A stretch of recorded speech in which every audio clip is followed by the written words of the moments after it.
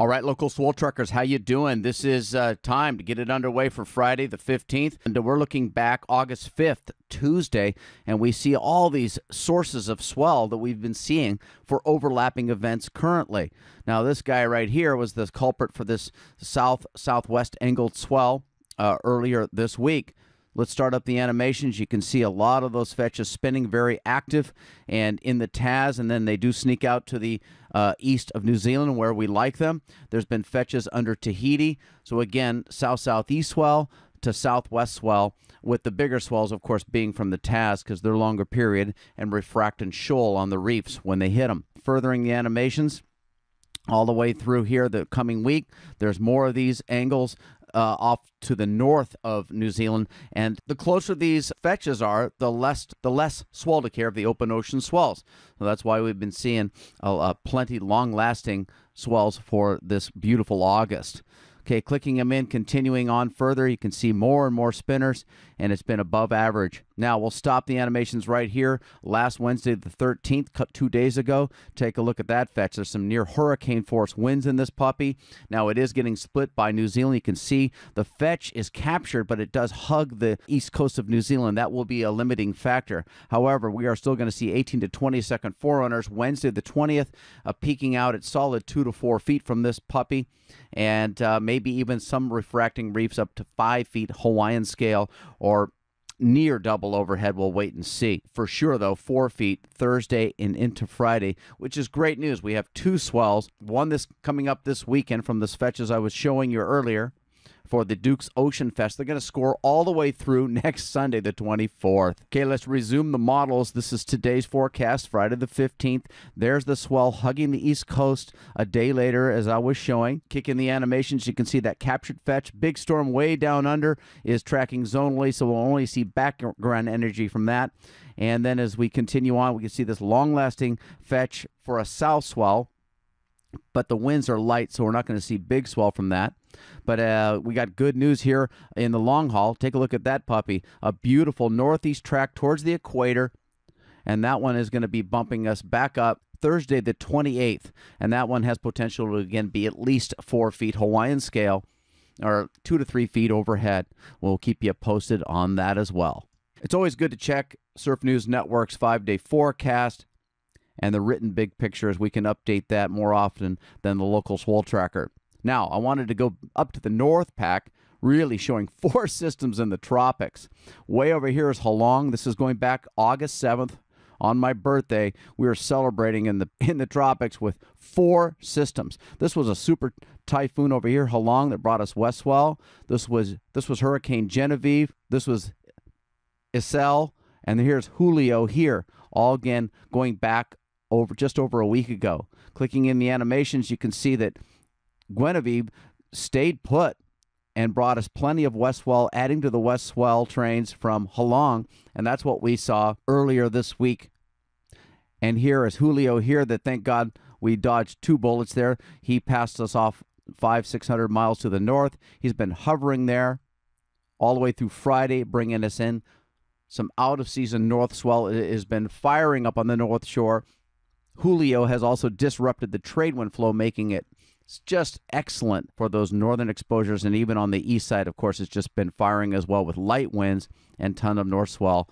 And this is a very rare sight here to see 4 serious events all within 1 week. Okay, now bringing us to today. Here's Julio spinning us off some north that will be fading through the weekend. Here comes Karina, tropical storm right now off of Baja, moving our way. We'll show you what's going on. It's pretty inactive everywhere else. The tropics are where it's at. She will become a hurricane and will be meeting another low and potentially merging, and they will influence one another, and we have to really keep an eye on that because it adds greater uncertainty.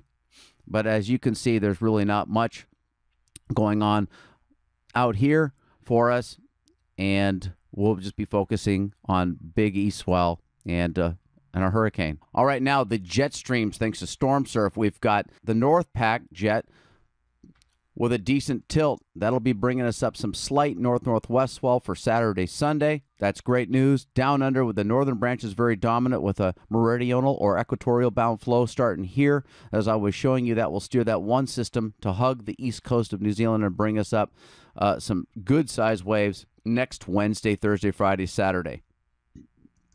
Starting in the animations, the north pack jet stream breaks up, weakens, and without a whole lot of potential. It does seem to be dropping, but the winds are lighter, and the models are not currently showing any lows being enhanced within the jet stream over the next 7 days. Down under, we and also a very zonal flow, and until the very end of the period, we'll see another equatorial bound flow. So there's two of them within the 7-day forecast period, and sure enough, a couple storms will finish off August with great waves.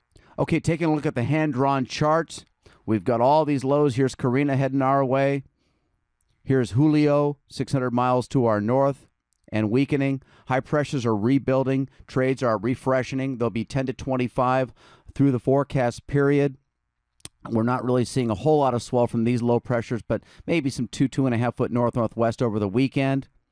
But again, high pressures moving into the area. We'll see if Carina disrupts the trade wind flow next week, but so far, no. So again, high pressures reestablishing. Julio getting out of the picture.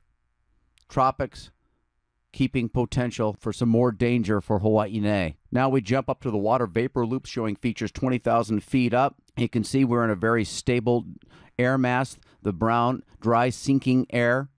And then all around us, the intertropical convergence zone where the trades from the north meet the trades from the south pack. We're not seeing any effects there.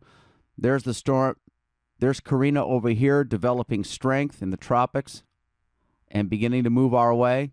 We have an upper level spinner off here to our northwest, and this is not showing much of Julio at this level. But all in all, we are in a fairly stable, dry environment. We are expecting wetter conditions next week. But for now, we're looking for a beautiful weekend. Drilling down, you can see the easterly flow. Big high pressure spinning here, the easterly flow to the trade winds. Most of the windward Mauka clouds have occasional light showers. 50% sunny over on the leeward coast.